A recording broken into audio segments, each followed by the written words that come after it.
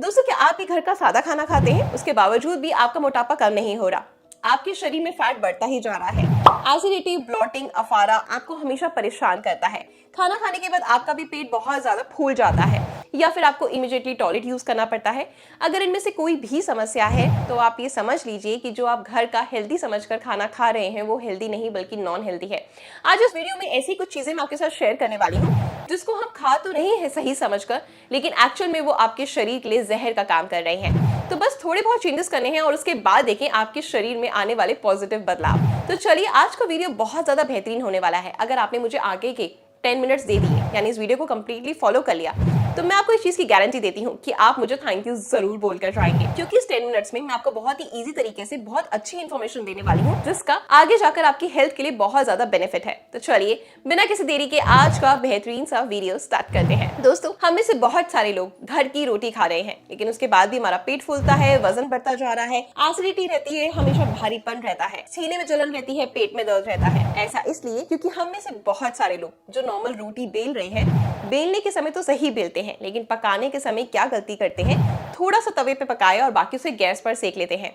जब हम रोटी को गैस पर सेकते हैं तो उसकी ऊपरी परत तो पक जाती है, लेकिन अंदर से वो कच्ची रह जाती है। तो जब कच्चा आटा आप खाते हैं तो आपका पेट उसे पचा नहीं पाता, आपके डाइजेशन पर लोड आने लगता है। तो ऐसे में इससे बचने के लिए, यानी अगर आपको कोई भी डाइजेशन से जुड़ी समस्याएं हैं या आप चाहते हैं फ्यूचर में आपको ना हो, सपोज अभी आप मेरा वीडियो देख रहे हैं, आप कहेंगे नहीं हम तो बहुत सालों से खा रहे हैं चूल्हे पर पकी हुई रोटी यानी गैस पर डायरेक्टली, तो उससे क्या होगा, हमें तो कोई प्रॉब्लम नहीं हुई, लेकिन आपको फ्यूचर में पक्का से होगी। क्योंकि जब आप अपने डाइजेशन पर इतना ज्यादा लोड डालेंगे, कच्ची चीज को आप चबाने की यानी पचाने की कोशिश करेंगे, तो बट ऑब्वियसली आपको एक ना एक दिन प्रॉब्लम जरूर आएगी। तो ऐसे में आपने क्या करना है, आपने अपनी रोटी को जो भी है गैस पर पकाना बंद कर देना है। चूल्हे पर पकाना नहीं है बल्कि तवे पर ही प्रॉपर पकाना है। आप उस फुलके को कपड़े की हेल्प से हल्का हल्का फुलाएं, अच्छे से घी लगाएं और उसको खाना स्टार्ट करें। थोड़ा सा टाइम ज्यादा लगेगा मानती हूँ, लेकिन वो रोटी जब आप खाएंगे तो आपको अच्छे से पचेगी और खाने के बाद जो भी आपको ब्लॉटिंग की समस्या थी, एसिडिटी की समस्या थी, अफारा बनता था, छाती में जलन थी, वो सारी प्रॉब्लम दूर हो जाएंगी और आपका मोटापा भी कम होगा। क्योंकि जो चीज आपको पच नहीं रही वो अननेसेसरी आपके शरीर में सड़ेगी, बीमारियां देगी, मोटापा देगी। तो इस चीज को फॉलो जरूर करिएगा। अब बारी आती है आटे को गूंदते समय जो हम दूसरी मिस्टेक करते हैं। हम में से बहुत सारे लोग क्या करते हैं, नरम रोटी बनाने के लिए, ताकि हमारी रोटी बहुत नरम नरम बने, अच्छा लगता है ना फुल्का जब एकदम नरम होता है, सॉफ्ट होता है, तो उसमें हम दूध ऐड कर देते हैं। दूध के नमकीन चीज के साथ जब हम खाते हैं, यानी जो फुल्के में आपने दूध ऐड करा, आटे में गूंदते समय आपने दूध ऐड करा, उसका आटा बनाया, रोटी बनाई और बट ऑब्वियसली आप उसको सब्जी या दाल के साथ खाएंगे।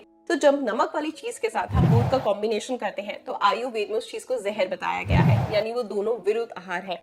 तो ऐसे में जब आप इसका सेवन करते हैं तो आपको पेट से जुड़ी समस्याएं होती हैं, स्किन प्रॉब्लम्स आपको बहुत ज्यादा वर्स्ट होने लगती है, सीवियर होने लगती हैं। ऐसे में उन लोगों को आप देखेंगे कभी उनको एक्नी होगा, कभी सोराइसिस होगा, कभी कोई प्रॉब्लम होगी, कभी इरिटेशन होगी, ईचिंग होगी, रेडनेस होगी, ठीक है, तो ये सारी प्रॉब्लम उनको लगी रहेगी। तो ऐसे में अगर आप रोटी को नरम बनाना चाहते हैं तो दूध का इस्तेमाल बंद कर दें। उसकी जगह आपने क्या करना है, आपने उसमें थोड़ा सा घी ऐड कर लेना है। जब आप रोटी आटा गूंद रहे हैं ना, थोड़ा सा आप उसमें घी ऐड कर लीजिए। घी के साथ में आप थोड़े से सफेद तिल ऐड कर लीजिए, थोड़ी सी अजवाइन ऐड कर लीजिए और उसका आटा अच्छे से गूंदिए। जब आप उसको ज्यादा मसल कर गूंदते हैं और उसके बाद उसको 10-15 मिनट के लिए रेस्ट लेने के लिए छोड़ देते हैं तो आपकी रोटी बहुत नरम बनेगी। मेरे इन टिप्स को फॉलो करके देखिएगा।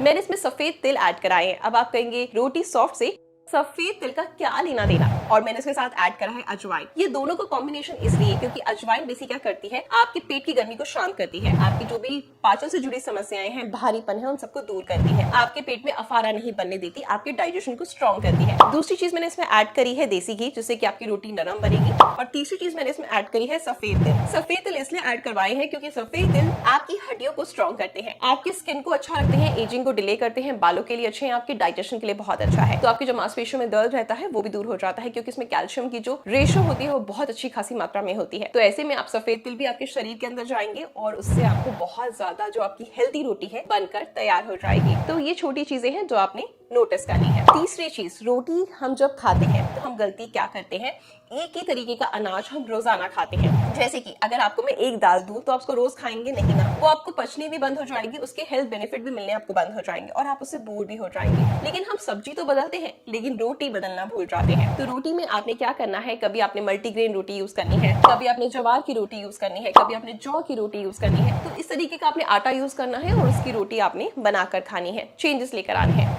सर्दी के मौसम में आप बाजरे की रोटी का इस्तेमाल कर सकते हैं, रागी की रोटी का इस्तेमाल कर सकते हैं। तो जब हम चेंज करते हैं अपने अनाज में तो उसके सारे हेल्थ बेनिफिट आपको मिलते हैं। लेकिन लंबे समय तक अगर आप कोई भी चीज, चाहे वो अनाज हो गया, कोई सब्जी हो गई, कोई जूस हो गया या कोई डिटॉक्सिफाई करने वाला कोई ड्रिंक हो गया, उसको जब आप लगातार लंबे समय तक लेते हैं तो उसके सारे बेनिफिट आपको मिलने बंद हो जाते हैं, क्योंकि आपके शरीर को उसकी आदत हो जाती है। तो हमेशा अपना आटा बदलते रहें, ब्रांड नहीं बदलना। सपोज आप किसी और ब्रांड का ले रहे हैं, अभी किसी और ब्रांड का ले, ऐसा नहीं। जो जो चीजें मैंने आपको कही है, हर तरह का जो मोटा अनाज है उसमें आपको वेरिएशन लेकर आनी है, ठीक है। इस चीज का आपने ध्यान रखना है। नेक्स्ट इंपॉर्टेंट पॉइंट ये है कि जो भी आप रोटी खा रहे हैं, आजकल हम लोगों का जो भी सिटिंग है, जैसे मैं आपसे बात कर रही हूँ तो बैठ के कर रही हूँ, हमारा जो जॉब है वो भी बैठने का है बहुत सारे लोगों का, या हम अगर हाउस वाइफ है तो भी हम थोड़ा सा काम करते हैं, बड़ी बड़ी फैमिलीज रहनी गई है, थोड़ा सा काम होता है किचन का, तो उसके बाद रेस्ट करने लगते हैं, स्क्रॉलिंग करने लगते हैं। तो ऐसे में जब हम रोटी का ज्यादा सेवन करते हैं, यानी 3-4 रोटी खाते हैं, बैठे रहते हैं, तो वो आपको अपचन देती है, पचती नहीं है, मोटापा देती है। तो आपने जो भी रोटी है उसका आपने रेशो कम करना है, सब्जी का रेशो बढ़ाना है, सैलेड का रेशो बढ़ाना है, और दही और छाछ का दोपहर के समय इस्तेमाल करना है। और रात के समय आप नॉर्मली सब्जी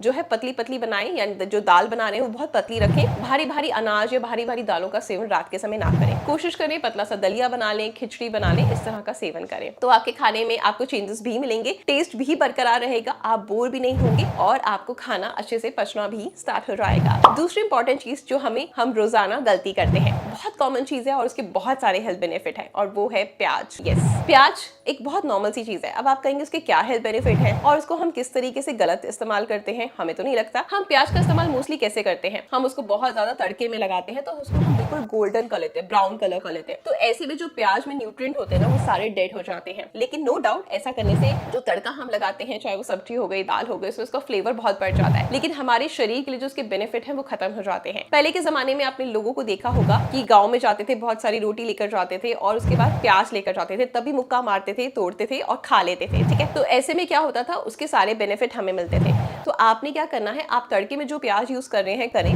लेकिन आपने कच्चे प्याज का ज्यादा इस्तेमाल करना है।